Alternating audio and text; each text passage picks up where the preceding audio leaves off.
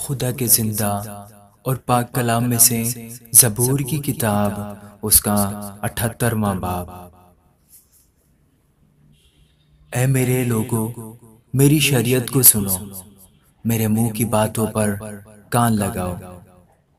میں تمثیل میں کلام کروں گا اور قدیم وامے کہوں گا، جن کو ہم نے سنا اور جان لیا اور ہمارے باپ دادا نے ہم کو بتایا، اور جن کو ہم اپنی اولاد سے پوشیدہ نہیں رکھیں گے، بلکہ آئندہ پشت کو بھی خداوند کی تعریف اور اس کی قدرت اور عجائب جو اس نے کیے بتائیں گے، کیونکہ اس نے یعقوب میں ایک شہادت قائم کی اور اسرائیل میں شریعت مقرر کی، جن کی بابت اس نے ہمارے باپ دادا کو حکم دیا کہ وہ ہماری اولاد کو تعلیم دیں، تاکہ آئندہ پشت یعنی وہ فرزند جو پیدا ہوں گے ان کو جان لیں، اور وہ بڑے ہو کر اپنی اولاد کو سکھائیں کہ وہ خدا پر آس رکھیں اور اس کے کاموں کو بھول نہ جائیں، بلکہ اس کے حکموں پر عمل کریں، اور اپنے باپ دادا کی طرح سرکش اور باغی نسل نہ بنے، ایسی نسل جس نے اپنا دل درست نہ کیا اور جس کی روح خدا کے حضور وفادار نہ رہی۔ بنی افرایم مسلح ہو کر اور کمانے رکھتے ہوئے لڑائی کے دن پھر گئے، انہوں نے خدا کے عہد کو قائم نہ رکھا اور اس کی شریعت پر چلنے سے انکار کیا، اور اس کے کاموں کو اور اس کے عجائب کو جو اس نے ان کو دکھائے تھے بھول گئے۔ اس نے ملک مصر میں زعن کے علاقے میں ان کے باپ دادا کے سامنے عجیب و غریب کام کیے۔ اس نے سمندر کے 2 حصے کر کے ان کو پار اتارا اور پانی کو تودا کی طرح کھڑا کر دیا۔ اس نے دن کو بادل سے ان کی راہبری کی اور رات بھر آگ کی روشنی سے۔ اس نے بیابان میں چٹانوں کو چیرا اور ان کو گویا بحر سے خوب پلایا۔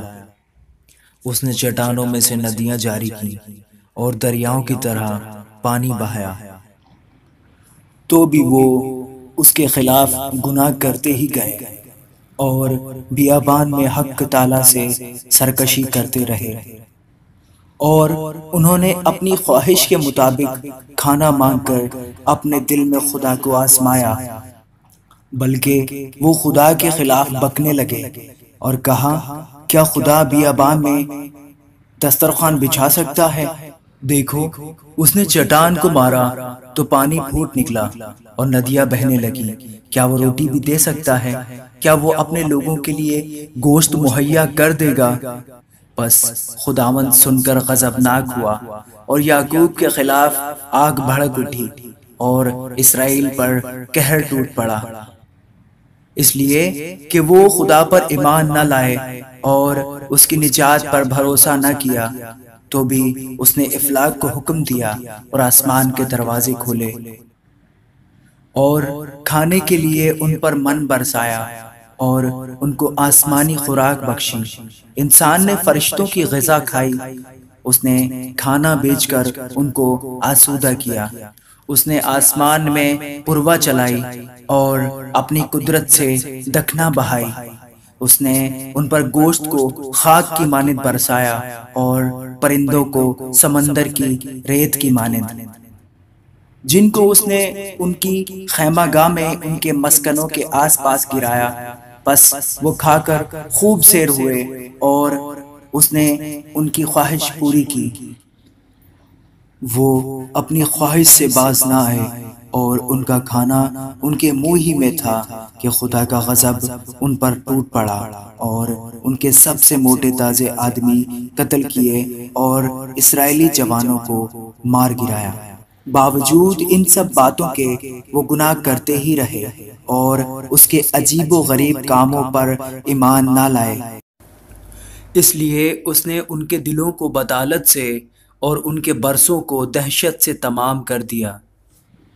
جب وہ ان کو قتل کرنے لگا تو وہ اس کے طالب ہوئے اور رجوع ہو کر دل و جان سے خدا کو ڈھونڈنے لگے، اور ان کو یاد آیا کہ خدا ان کی چٹان ہے اور حق تعالیٰ ان کا فدیہ دینے والا ہے۔ لیکن انہوں نے اپنے منہ سے اس کی خوشامد کی اور اپنی زبان سے اس سے جھوٹ بولا، کیونکہ ان کا دل اس کے حضور درست نہ تھا اور وہ اس کے عہد میں وفادار نہ نکلے۔ لیکن وہ رحیم ہو کر بدکاری معاف کرتا ہے اور ہلاک نہیں کرتا، بلکہ بارہا اپنے قہر کو روک لیتا ہے اور اپنے پورے غضب کو بھڑکنے نہیں دیتا، اور اسے یاد رہتا ہے کہ یہ محض بشر ہیں، یعنی ہوا جو چلی جاتی ہے اور پھر نہیں آتی۔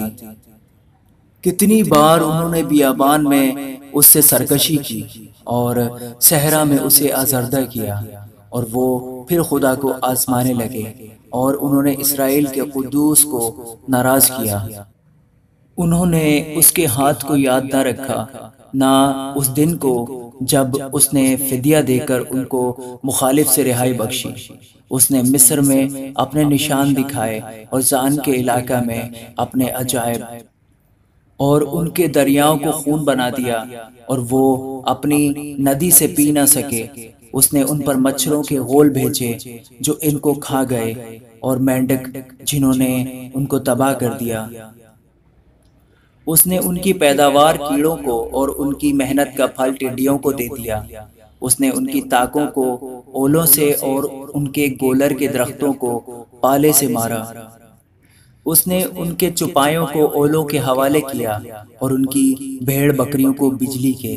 اس نے عذاب کے فرشتوں کو فوج بھیج کر اپنے قہر کی شدت، غیظ و غضب اور بلا کو ان پر نازل کیا۔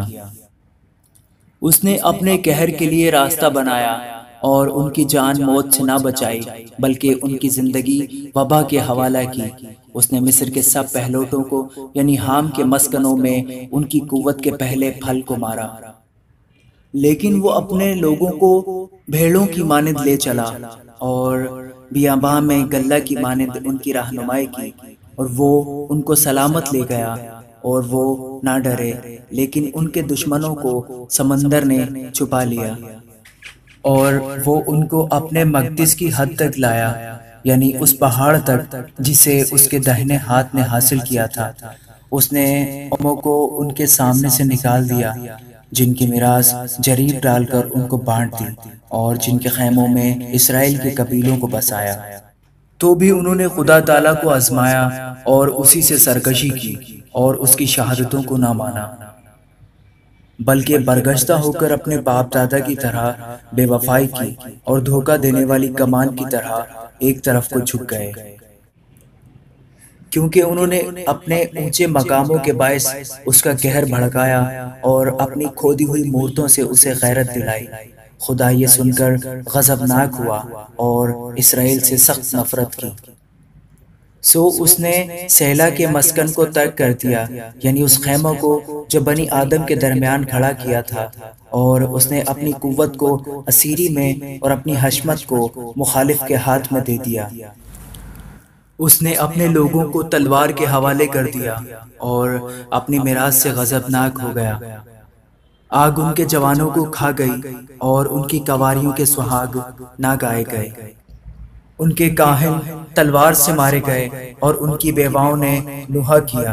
تب خداوند گویا نیند سے جاگ اٹھا، اس نے زبردست آدمی کی طرح جو مے کے سبب سے للکارتا ہو، اور اس نے مخالفوں کو مار کر پسپا کر دیا۔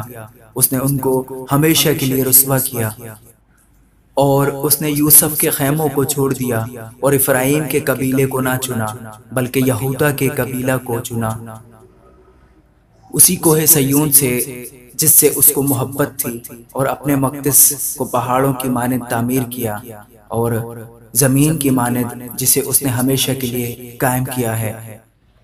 اس نے اپنے بندہ داؤد کو بھی چنا اور بھیڑ سالوں میں سے اسے لے لیا۔ وہ اس بچے والی بھیڑوں کی چپانی سے ہٹا لایا تاکہ اس کی قوم یعقوب اور اس کی میراث اسرائیل کی گلہبانی کرے۔